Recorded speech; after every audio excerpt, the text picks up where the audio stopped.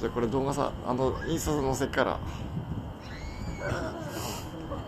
でもそれ俺しか見ねえじゃん確かに笑わせてくれこれ自己満だからしょうがねえじゃん。いいじゃん、公表すればいいじゃん。あそこまでも入る。やだマジやめてくれよあれそれを言っちゃおしまいだよお前しか見えんのか。やめてよ、そういうなんか寂しいこと言うなよ。ワンシーンのままだったら絶対見ると思うけど、だろ。やだやだそんな俺でもなんかすげえ見れるっていうか、俺なんかチェックされてんだよ